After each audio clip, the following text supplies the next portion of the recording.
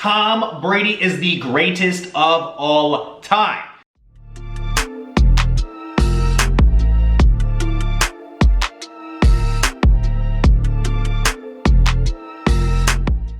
So look, I know we got a lot going on in this video. You can probably tell from the title, but we're gonna have a take. We're gonna do some recap, and I'm also going to predict the NFL honors. So look, let's just fire right into this thing. Let's recap AFC and NFC Championship weekend, starting off with the NFC Championship between the Green Bay Packers and the Tampa Bay Buccaneers. So the first pair of drives showed a few different things. Tampa Bay was gonna get off to a hot start, scoring early, showing efficiency in the passing game on their way to a Mike Evans touchdown, as well as a few conversions on third down amid a few drops, and Green Bay was going to have some trouble against a stiff pass rush. Now, drops again became somewhat of a problem for Tampa Bay throughout this entire game, but a lot of those were mitigated by the huge plays by Chris Godwin on an amazing catch, the Mike Evans touchdown like I mentioned, as well as this Leonard Fournette run for a touchdown. And look, Kevin King was doing the Green Bay Packers absolutely zero favors by allowing that Mike Evans touchdown, as well as becoming burnt toast via Scotty Miller's touchdown with less than 10 seconds remaining in the first half to let the Buccaneers go up 21-10. And look, the Tampa Bay Buccaneers seemed to fire on all cylinders for a large part of this game. Coming out of halftime, Whitehead putting on a massive hit on running back Aaron Jones, sidelining him for the remainder of the contest, as well as forcing a fumble in which Whitehead himself even got hurt, but making an amazing tackle, big play, and a huge tone setter for the Tampa Bay Buccaneer defense. Now look, the Green Bay Packers and Aaron Rodgers were not going down without a fight. Robert Tonyan scoring a touchdown to bring the Green Bay Packers to within 2 scores. And then a few interceptions by Tom Brady later, one of them by Adrian Amos, gave the Green Bay Packers some more life, some more momentum. And look, with Anton Winfield Jr. ruled out for this contest heading into Sunday, and then Jordan Whitehead also, their other starting safety, being ruled out later on in the game with that same shoulder injury, this already pretty skeptical, sketchy secondary became even more unbalanced. Devontae Adams pulled things close to within 1 score by scoring a pretty quick and easy touchdown, to which Ndamukong Suh getting a few fingers on an Aaron Rodgers pass offset things just enough for them to not complete the 2-point conversion.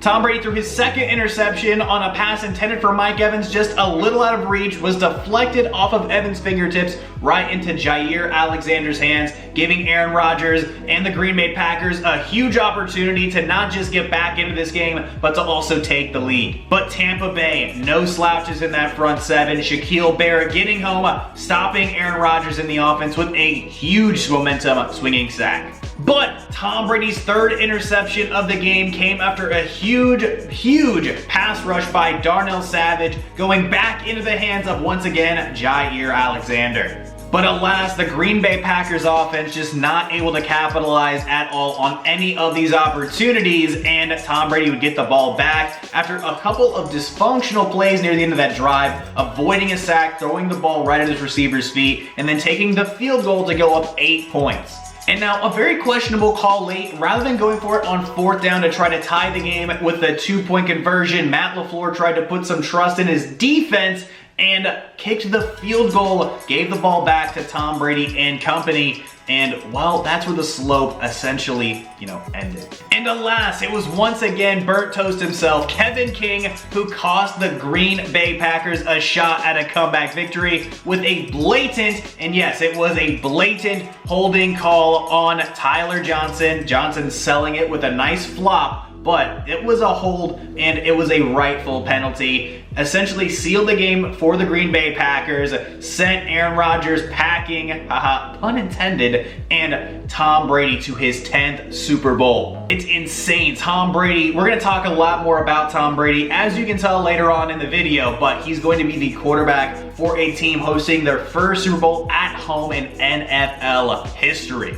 But the Green Bay versus Tampa Bay game was not the only game that happened this past Sunday. Of course, the AFC had to crown their champion, and it was Kansas City versus Buffalo. The Bills relied heavily on a play-action passing scheme through the first half of the game, going up early 3-0, and then a McCole Hardman botched reception punt return attempt set them up for a quick and easy touchdown with a missed extra point to go up 9-0 over the defending champion Kansas City Chiefs. But McCole Hardman made up for that mistake, bringing in Kansas City's first touchdown to bring them within 2 points.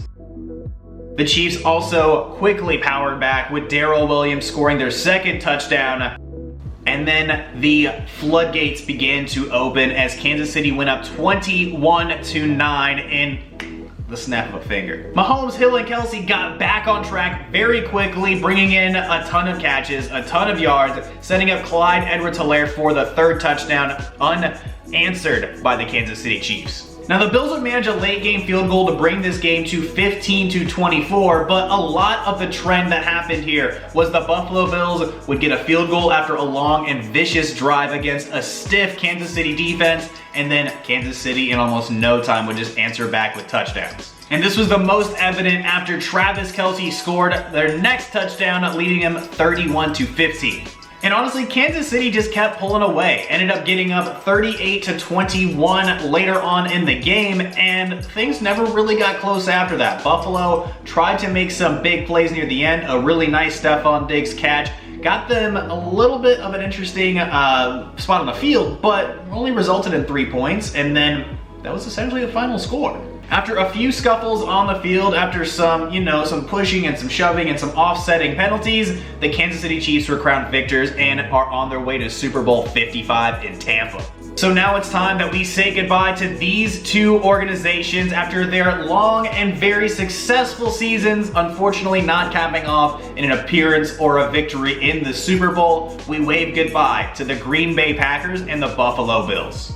So look, after quite a detailed recap of the week, we're gonna have to jump right into our take of the week. And look, as you can tell by the video thumbnail and the title, I'm not doing anything for the Pro Bowl because essentially it doesn't even exist this year. And to be honest, it just really wasn't worth my time. And look, our take of the week this week is Tom Brady is the greatest of all time. Now, I didn't realize that I would have to be explaining this after his 10th Super Bowl appearance, his 6th victories already, going for his 7th ring, and over a storied 21-year career. But there still seem to be some doubters out there, and there still seem to be some haters out there, and I'm looking at you, Rob Parker, and I'm looking at you, Nick Wright, and I'm looking at you, Max Kellerman, and I'm looking at you, Shannon Sharp. Like, there's a lot of people out there that are hating on Tom Brady, throwing out some absolutely awful takes, and this isn't necessarily me jabbing at the media, but it's the narrative that for some reason Tom Brady isn't the greatest quarterback, isn't the greatest football player to ever play the game at the professional level. Tom Brady is absolutely, and in my opinion, undeniably, the greatest quarterback of all time. Tom Brady is undoubtedly the greatest football player of all time. And he is the ultimate X factor in every single season's team's success. Look, his entire career with the New England Patriots, only twice did the Patriots miss the playoffs. The first time being in 2002 after their Super Bowl victory. The only time Tom Brady would miss the playoffs as the starting quarterback for his organization. The second time coming in 2008 when Tom Brady tore his ACL. Matt Castle led the way for the rest of the season and the Patriots didn't make the playoffs.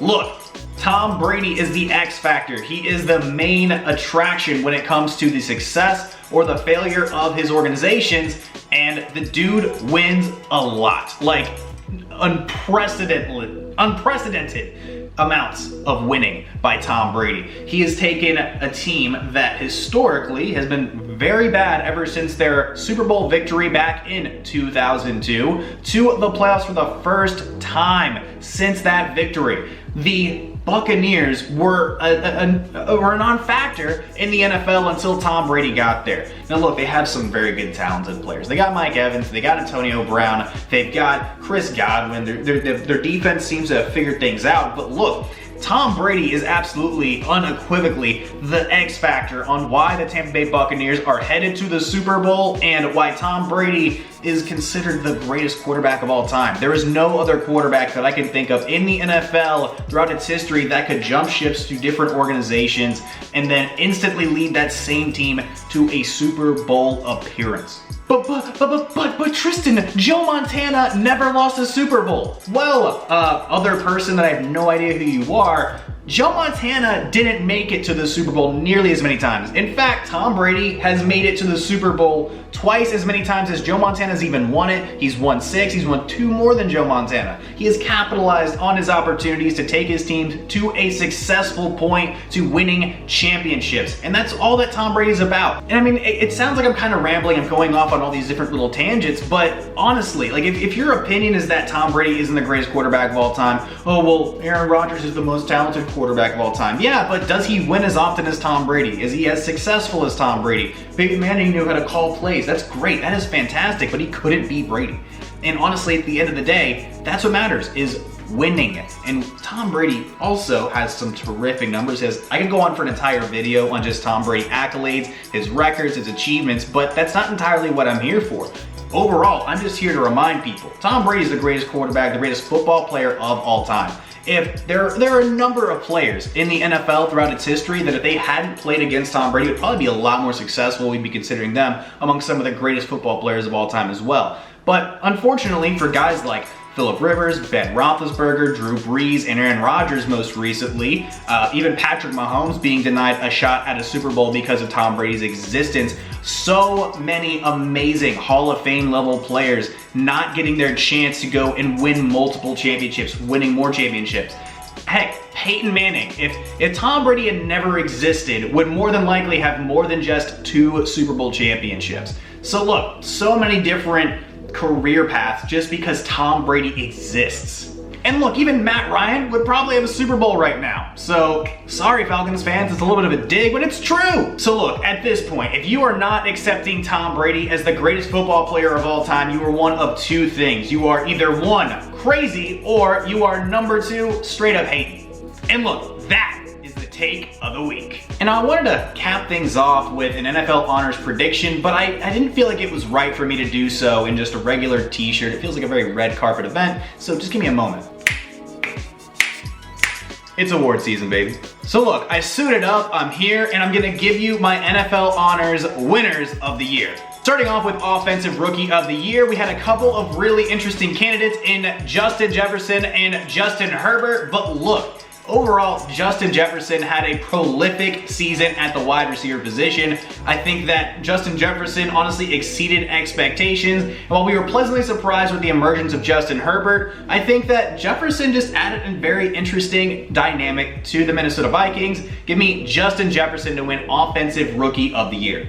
Defensive Rookie of the Year, I don't know if it was ever really close. I don't know how many other candidates there really were for this position. I would say very unanimously, we're gonna give this one up to Chase Young. Comeback Player of the Year, you know the story, and if you haven't heard it already, Alex Smith going through so much, going through over like 11 surgeries to repair his leg after spending over 700 days away from the game of football, was able to help lead Washington to the postseason. So look, Alex Smith, you could even name the award after him, is my Comeback Player of the Year.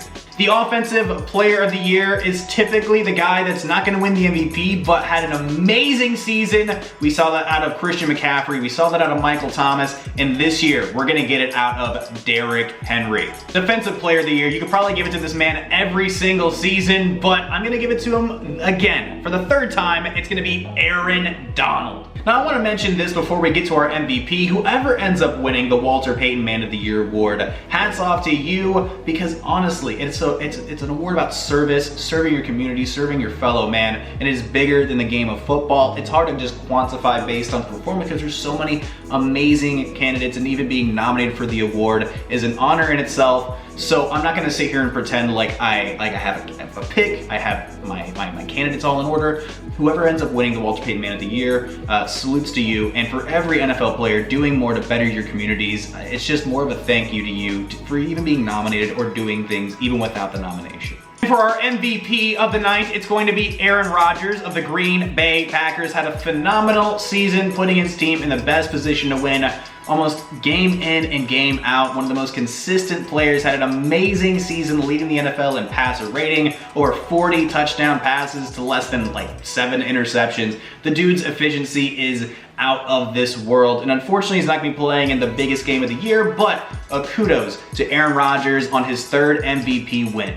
And now it's time for an additional piece, the Hall of Fame inductees. It's more of a prediction. I'm probably going to be wrong for the most part, but there are a few guys in here that will make it. So my Hall of Fame inductees are Peyton Manning, quarterback for both the Indianapolis Colts and the Denver Broncos. Charles Woodson, defensive back for the Oakland Raiders and the Green Bay Packers. Calvin Johnson, the wide receiver for the Detroit Lions. Tony Baselli, the tackle for the Jacksonville Jaguars. Alan Faneca, guard for the Pittsburgh Steelers. And Richard Seymour, defensive tackle for the New England Patriots. Now again, take that with a grain of salt. I'm probably going to be wrong on at least half of those, but I mean, those are just some of the guys that I looked at of the candidates that I just really liked a lot. There's so many deserving players to make the NFL Hall of Fame, and I'm sure a lot of this year's semi-finalists will be getting in within the next few years. Oh, and before I forget, don't think I'm not going to be talking more about the Super Bowl, because that's coming up next week. I'm incredibly excited. I can't wait to tell you guys my predictions, my thoughts on the game, who's going to win, who's going to get the MVP, all that good stuff. So look, it's going to be here next week. This is kind of a hype up video for that. So just make sure to check it out next week. And if you want to know the next time I'm going to drop a video, get the bell on. But thank you so much for watching the video. All my social media is down in the description below, so feel free to check me out on those. Like, comment, share, subscribe, and get the bell on to know every single time I'm dropping a video. My name's Tristan Blake Rines, and I'm gonna catch you in the next one. Adios.